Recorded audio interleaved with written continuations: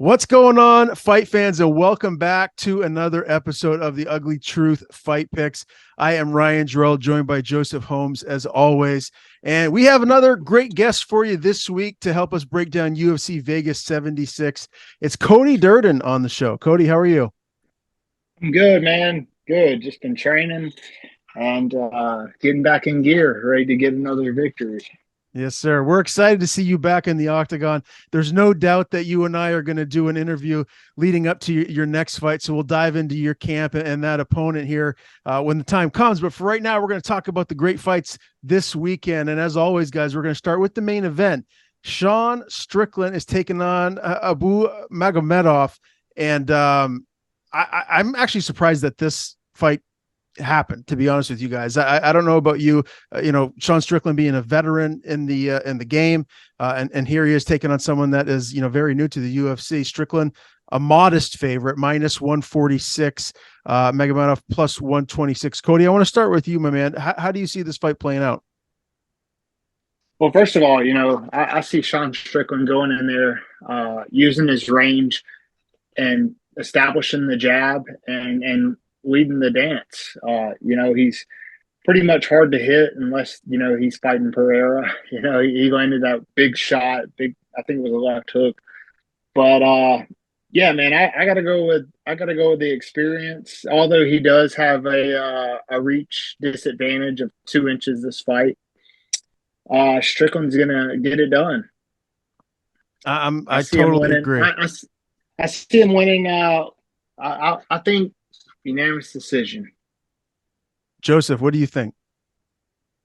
I can see this going to decision. I don't know if decision necessarily will be Strickland's best way of winning this fight. I feel like Abu, right? That's his name, Abu. Yeah. I'm not John Anik, but I think it's Abus. Yeah, he's a very crafty fighter, dude. I feel like that's why they made this fight. He's on 3 or 4 in a row. He's like hurting people, and he's very crafty. He'll get you to the ground and do different type of submissions to you that you're not necessarily seeing. Like he got a Kimura, you know what I mean, on someone. Like I feel like he's very crafty, and I think that he can win this fight. But I do also have Sean Strickland. I think Sean Strickland's been facing just way more talented, way higher level fighters than Abu has. So I think Sean Strickland as well, but I see him probably getting maybe a knockdown TKO in a second, something like that. Now, Magomedov, he's got a great record, guys, 25-4-1, but he's only had one fight in the UFC, and that was a win over Dustin Stoltzfus, who's no longer with the promotion. So my question for you, let me start with you here first, Cody. I mean, are you surprised that he's taking on someone as highly ranked and well-known as Sean Strickland 2 fights into his UFC career? I am, supposedly no one wanted to fight Sean Strickland, or Sean Strickland couldn't get a fight. But then I read on social media, they had another 185er that was experienced that they should have matched with Sean Strickland instead of a debut guy. I can't think of his name right now. You probably know who I'm talking about. But yeah, I am surprised, but it's the fight game, That's right. I mean, anything can happen. Joseph, I'm sure you could piggyback off of that. Is this surprising to you? This is your weight class, 185, so you know it well. No, for sure. I mean, there's plenty of people Sean could fight. I don't know why it's hard for him to find a fight. But yeah, very surprising. But I think it'll be interesting.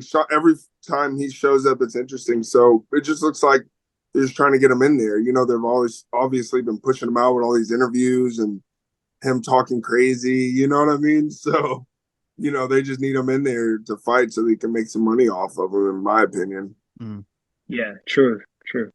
Did you guys see the video of the normal regular guy that walked into the gym recently and sparred with Strickland? That was pretty funny.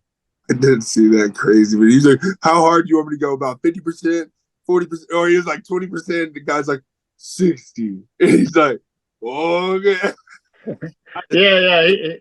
He said 69%. He said, well, I'm going to give you 70. And you can just tell, the guy had no business being in there, but Sean Strickland, we all know he held back on him, but it was cool to watch. It No, was interesting for sure.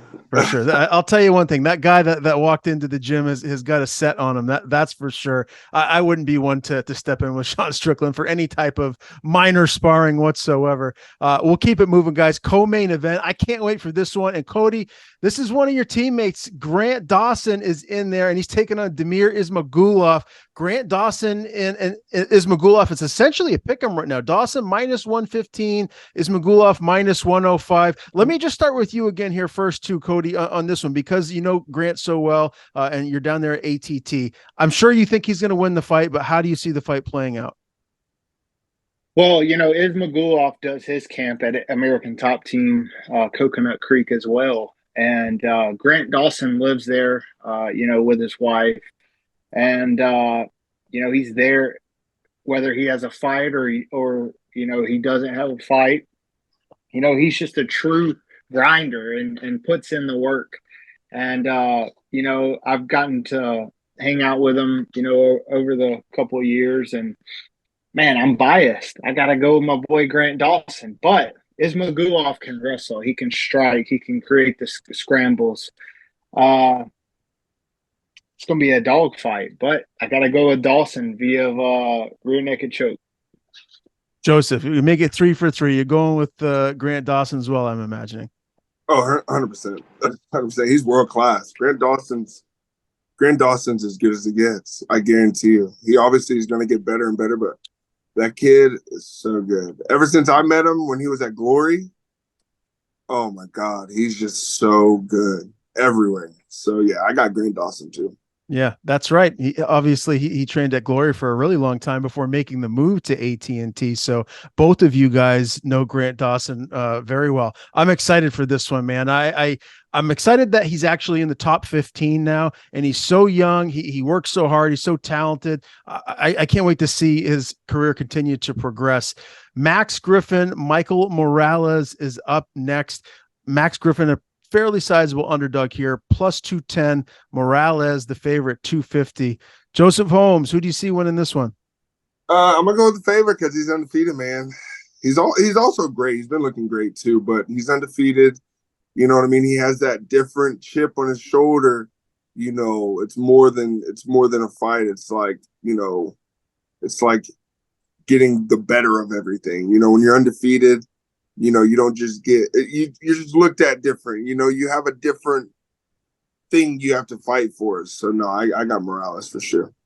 Yeah, 14-0. Michael Morales is Cody. Max Griffin, he's a veteran. This is a tough guy. He's a well-rounded fighter. Do you think he can spring the upset, or are you going with the favorite undefeated fighter here? I'm going with Morales. Michael Morales, the way he got in there and fought Trevin Giles. And Trevin Giles is no slouch. He's a very, very good striker. And Morales, he turned it into a dogfight. Took a punch to give a punch, and Trevin Giles went down. So I think he knows when to fight, he knows when to circle, and Max Griffin, he's a veteran of the game, but if I had to put my money down, I'd have to put it on Michael. I'm with that as well. I think Michael Morales, this is his time to shine. Max Griffin, I think he still has some left in the tank, but I don't think he has enough to get past Morales at this point of his career. Ariane Lipski, Melissa Gatto is up next. This is a 125-pound bout. Gatto is your favorite, -230. Ariane Lipski about +195, depending on where you bet. Cody, give me your analysis of this one. I'm gonna have to go with Gatto. She's got the it looks. She's got the better record. She's got a 2-inch reach advantage. I'm not super familiar with them both. I have saw Lipski fight a few times, but I had to go with the favorite, Gatto.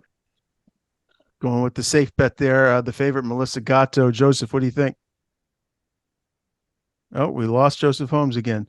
Well, we can hopefully he'll jump right back in here, but we'll keep it moving until he comes back. Cody, Ismael Bonfim and Benoit Saint Denis.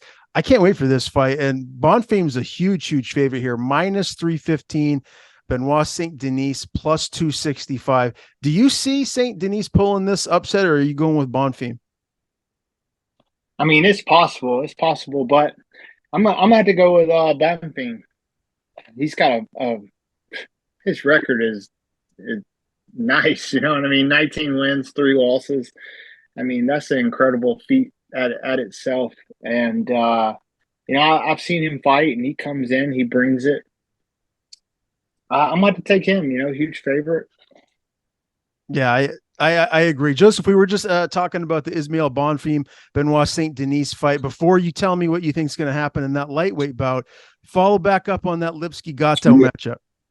Yeah, I got Gato as well, man. Her record's better. She's a little bit fresher as far as like coming out with that win momentum.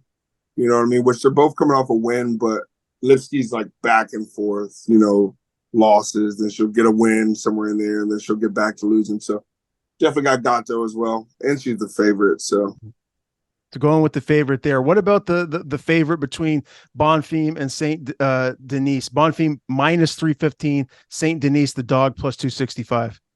I actually like this fight. I think this is a potential like fight of the night for sure. I'm surprised at how much is the underdog is Saint Denis plus like 265. That's a fairly sizable dog. Yeah, I might go with the underdog here. Honestly, I do like Bonfim as well, but I think I'm gonna go with the underdog. What is it about Saint Denis? Man, I think that he's like grimier. I think it's his time. He hasn't taken as many losses. You know what I mean? He's still a little fresher. And he just does obviously what it takes. And then I'm sure he's like having that canceled bout. He's been training for a while, so he's had an extra long camp. I think this could be his chance to upset for sure. Okay. I do have this fight circled as well, guys, as one that could potentially be fight of the night. I think both of these guys are very talented. So I'm excited for this matchup. Our next fight takes place at middleweight. So Joseph, I'm going to start with you here. Bruno Ferreira and Nursultan Ruzibov. Hopefully I said that fairly accurate. Ferreira is a pretty big favorite, minus 205. Ruzibov plus 175. What do you see here in this middleweight bout? I don't know why they're on the main card in my opinion. I think it's the potential of a great fight, but I don't know why Kevin Lee. I think this is like something they're just kind of like punishing Kevin Lee, so they just threw like a random fight on the main card instead of him. You know what I mean? But yeah. I definitely got the favorite. You know what I mean? He's 10-0. What is he in the UFC?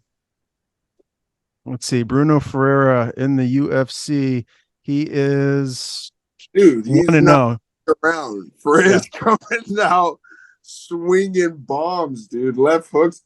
I've never even seen somebody win like that. Counter left hook. Like I've never seen that how they won. Like it would say, you know what I mean, or knockout.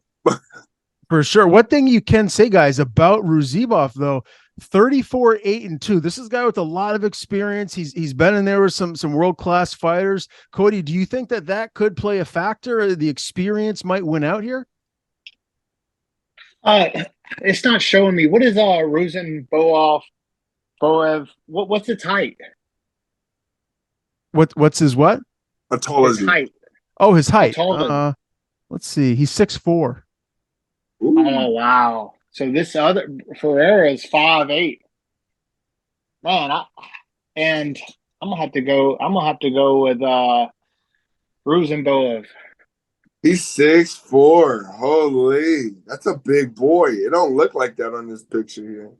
And Joseph, you know all about the height and the reach advantage. You're 6'4" yourself. So fighting someone that's significantly shorter like that, how does that come into play? Obviously, utilizing your reach, but how much more of a benefit is that to someone? Well, I mean, it definitely is a huge benefit, especially when you have a lot of experience behind you as well, and you've learned how to really use it, and you've like, perfected certain techniques that work for the way you like to fight, that uses that advantage. I feel like in my case, I'm still really new. So I'm still like in like a phase where I'm learning different techniques and trying to perfect them. But with his experience, I imagine he has some things he does very, very well. And fighting somebody this small, like whenever I see somebody like that small, like in front of me, it's just like, I can hit you before you can even like, you know, Yeah. it's just like a thing. Like, dude, you're that short. Like, I get it. You could probably hit me in the nuts, or, in the stomach or something. But my knee is right there. When you try and hit me in the stomach, or, it's like, come on, bro, you're just too short. That's pretty short. That was like Amedovski when I fought Amedovski. Like, yeah, all respect. I trained for him like I trained for anyone else, but like, bro, he was like 5'7" or 6 or something. I'm 6'4". Like, it's just, I don't know. It's just definitely a huge part of it. And I think that he actually has a chance. I'm going to take back my previous statement. And I think that he has a chance. But Ferreira's not a slouch, and he's going to come throwing hammers, I bet. Is Ferreira, is he a wrestler or a striker? Striker. Oh, man. If Rosenboff, stays behind his jab, comes out, establishes the jab, leading to the right hand, man, we could see a quick night. But he's got the experience. He's 1 year younger, and Ferreira's got a 72-inch reach. It's not telling me what Rosenboff has, but 6'4" to 5'8". Man, it's gonna be a good fight. I'm definitely. I want to tune into this fight just because of that. No doubt. Well, that's the fight that kicks off the main card, guys. And as you already alluded to, Kevin Lee is the main event of the undercard. This is his first fight back in the UFC. He's had one MMA fight since his release, or since he didn't re-sign with the UFC. That was 2021, a UD loss to Daniel Rodriguez, his last fight in the big show. He beat Diego Sanchez at Eagle FC 46. That was his most recent fight last year. And coming into this fight, he's got a really tough opponent in Renat Fakhretdinov. Fakhretdinov's a pretty big favorite, minus 200. Kevin Lee plus 170 as the underdog. Cody, let me start with you here on this one, man. Do you think Kevin Lee has a victorious return into the UFC? Not with this matchup. I think, man, I love Kevin Lee. I've watched all of his fights. Very exciting fighter, but I think we've seen the best of him. I've seen Renat train day in and day out.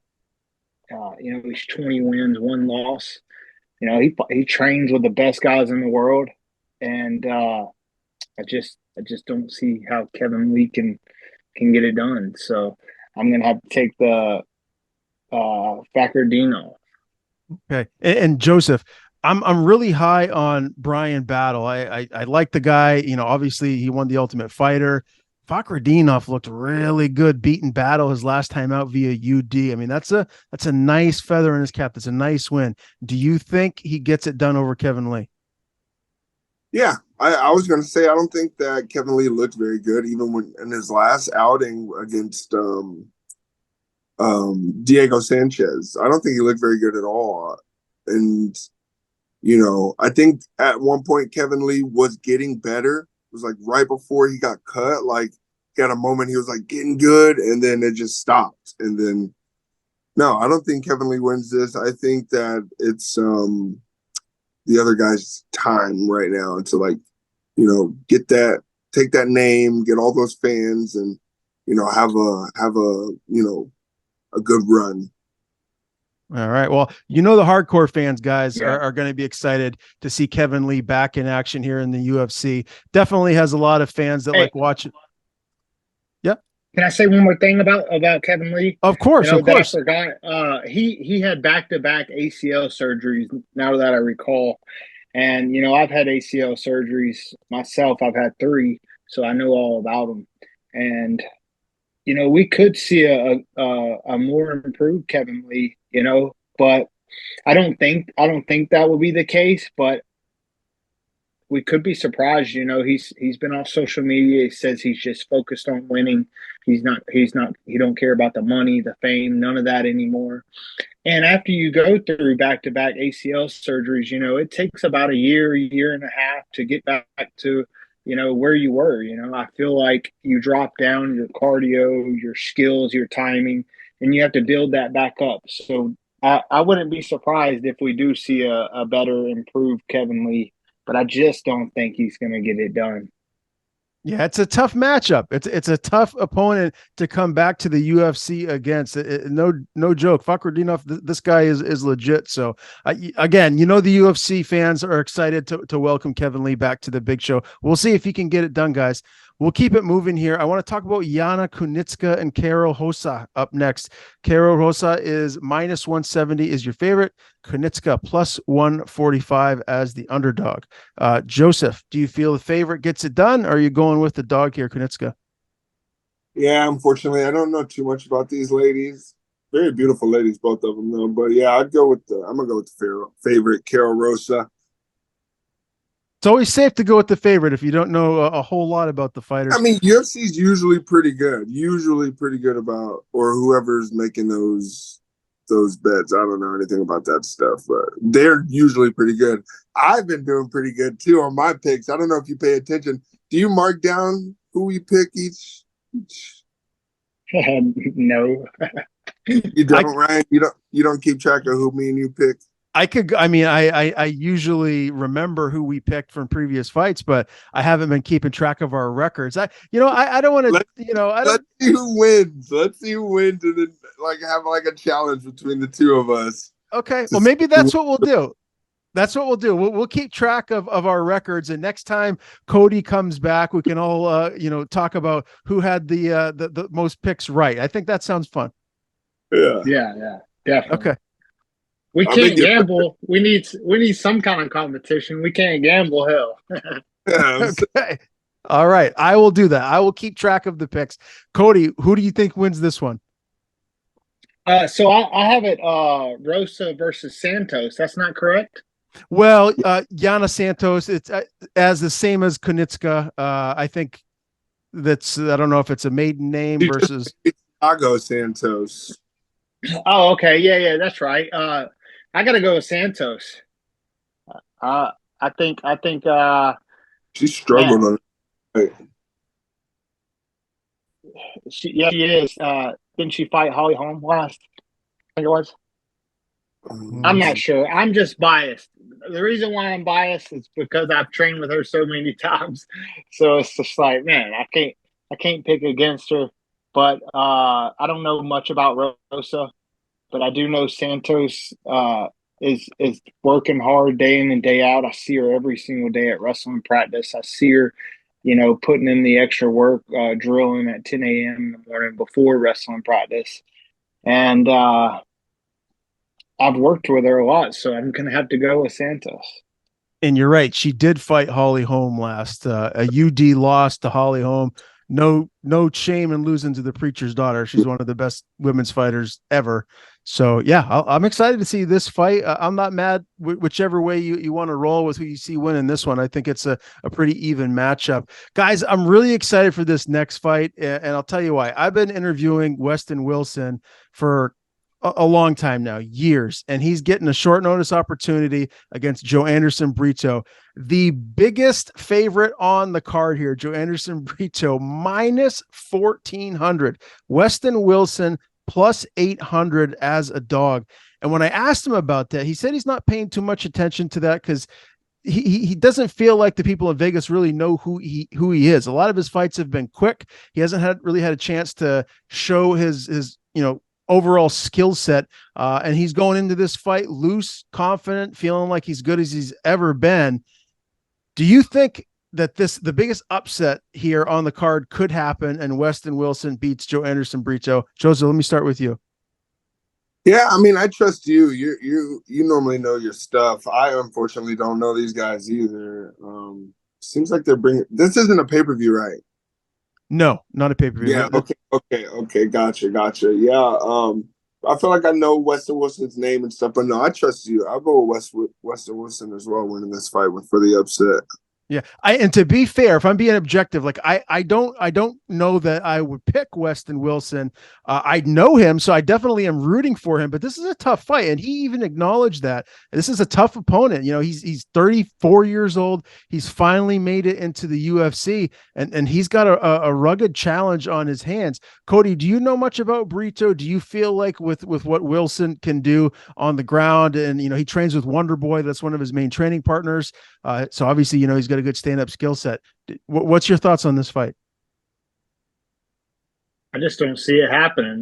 I think Wilson's in trouble. You know, Brito is a dog. So uh, I see a finish, and I see it by Brito. And that's what a lot of people are picking. You know, selfishly, I guess, just as a fan. He is a dog. But you already picked Weston Wilson. With my pick. I'm sticking with my pick. He's training hard. He's putting in the work. That's all that matters. He's gonna come in here and upset. Okay. But no, Joe Anderson record talking about rear naked choke, 2 minutes, punches on Andre Feely in the first round in like 40 seconds. What? He's good. Yeah. And you know, when you come in as an underdog and you face a guy like Brito on short notice, and you know, you just got to be hoping for a good performance. You know what I mean? You don't want to go in there and look like Dean Barry or Mike Jackson. You know, you go in there and just hope for a good performance and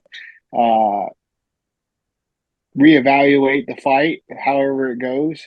Maybe you pull a miracle out. Maybe you don't, but just hope for a good performance and enjoy the time that you have as getting in the UFC. It's a big deal, you know. Dreams come true, and they do come true. So, congratulations to Wilson for getting in the UFC, man. That's awesome. 100%. I agree, and I think we're going to see a hard fought, you know, performance out of Weston Wilson. And just for the record, I am going to pick him. I'm going to go out on a limb. I'm going to go with the dog, because you're right, Cody. Dreams do come true, and this guy has been busting his tail for a really long time. I think he's as good as he's ever been right now, this moment, and this is his time. So I think he's going to go in there and shock everyone. So if you put some money down on Weston Wilson, you can win some serious coin here on this fight. We'll keep Let's go. Let's go. Exactly. Let's go. I hope he wins too. I hope he proves me wrong. All right. Can't wait for it, guys. Another big discrepancy as far as the odds go. Guram Kutsaladze minus 700 favorite against Elves Brenner plus 500 dog. Cody, can Brenner pull the upset? Absolutely not. I don't see it. I know Kuti Ladiz. I can't even pronounce these names, but I've seen him fight. I know who he is. I know what he looks like. I know how he fights. I watched him fight Gamrot. I know how good Gamrot is, and man, I see a second round finish here. Joseph? And I'm gonna go with Kutsaladze as well. That dude's a freaking beast. I think he's gonna knock this dude's freaking head off. He's good.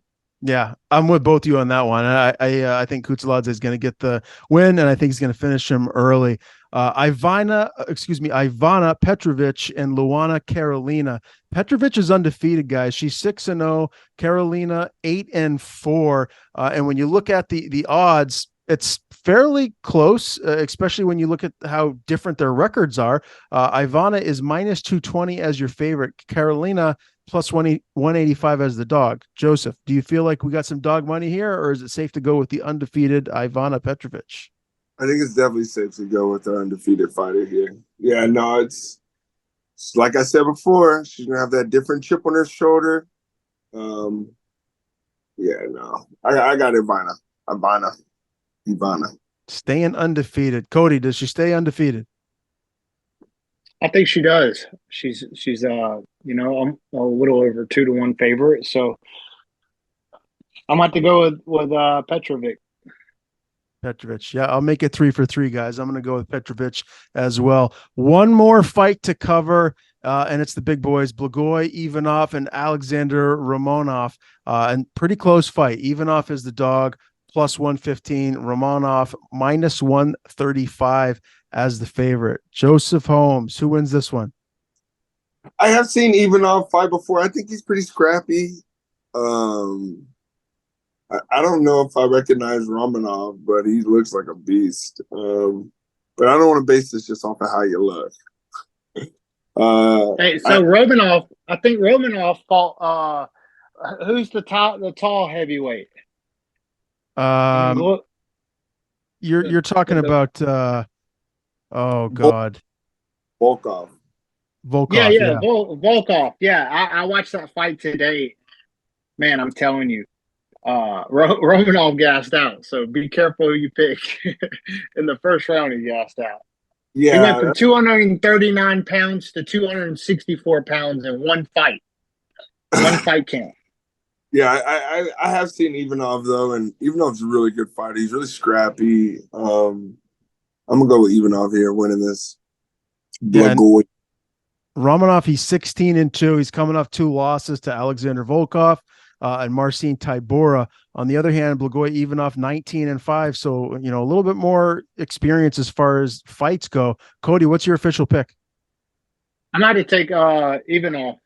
I watched Romanov his last 2 fights and didn't look good. I think he lost a split decision his first fight, and then his second fight with Volk, he weighed in at 239 the fight before, and then when he fought Volk, he weighed in at 261 pounds.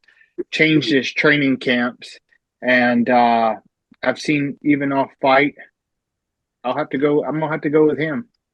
All right, so some dog money on Blagoy Ivanov. Guys, before we get out of here, I want to know your locks of the card here. So, Cody, you are our guest. Let me start with you. When you look at this card, what's the fight you're most confident about? What's your lock here? Oh, my lock.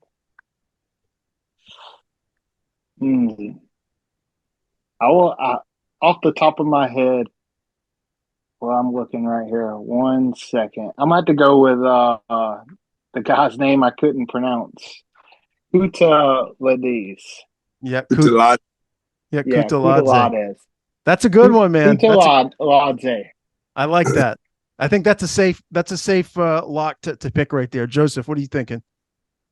I think Blagoy might be a safe lock, but he's an underdog, right? Was he an underdog? No, yeah, he is the underdog, plus 115 or plus 115. Yep. Surprised he's an underdog, but him or yeah, I think Blagoy's would be my lock because my other lock would be Brito, but I don't want to pick him because I picked Weston Wilson to win because I wanted to. Oh, we got to stay away from that one. Or yeah, I'm going with my lock I picked. Blagoy for the upset. My locks, for what it's worth, would be Michael Morales minus 250 over Max Griffin. I'm really high on Morales. I think he gets him out of there. I think he at least gets the win for sure. And I also am going to go with what Cody said too, Kutulades minus 700. I mean, you're not going to win much money betting on him, but I feel very comfortable that Guram's going to get his hand raised. Another great show, Joseph. Cody, we appreciate you doing this. Cody Durden on a 3-fight win streak, who will fight next September the 23rd against Bruno Silva. Before we get out of here, Cody, just give us your way too early prediction. How does that fight end? Man, I'm looking for the finish. That's the only thing I've been focused on. Just getting the finish, getting in there, being precise, landing the right hand right on his chin, establishing the jab, and finishing rear naked chokes, man. That's what I've been working on, and I can't wait to show you, man. It's going to be a beautiful picture painted by yours truly, Cody Custom Made Durden. I love it. Is that the new nickname? Yeah, it's been my nickname. Custom Made. It's not on your Tapology page. Man, Don't even worry about it. We'll get it. We'll get it Okay. there. Okay, we got to get that up there. Custom made Durden. I love it, man. And I like the promo in cage after the last fight. A little a la, throwback to Chael Sonnen. Dude, I'm glad you knew. Nobody else even said that. Okay. Okay. I love Good. Chael. True story before we get out of here, guys. I was in a bar in Venice Beach, California, when Chael fought Anderson Silva for the first time. And I loved Chael, his wrestling, and I had a Team Chael shirt on. Everyone else in that whole place was rooting for Anderson Silva, and I truly believe to this day the only reason why Anderson pulled that out and won was to save my life, because I think I would have been murdered if Chael would have ended up winning, because everyone was throwing stuff at me. It was bad. So a story for another day. But yeah, we're going way back in time for that one. But again, guys. So you hate the triangle, huh? Hey, I respect the hell out of Anderson Silva, one of the greats of all time. Chael always cracked me up. I just thought he was hysterical on the mic. He was Conor before Conor was Conor, and then Conor took it to another level as far as I'm concerned. But yeah, I just thought Chael was hysterical, and I couldn't help but love the bad guy. Yeah, for sure. Do you hear him calling out some basketball player or something right now? No, who would that be? Look it up. He was just talking to Helwani about it or something, like some basketball player or something. Like, dude, look it up, because I don't have enough info and I don't want to lie about anything, but it's definitely like he has some type of with some celebrity fighter. You know how these celebrities are trying to fighting and stuff now. So yeah, check that out. Okay. I'll look it up. I always like watching Chael get in there, no matter what genre of combat sports it is. But again, Cody, we really appreciate the time. I'll reach out to you to set up an interview before your next fight. Joseph, always good talking to you, my man. That's going to do it for this week, guys, and we will see you next week. Peace.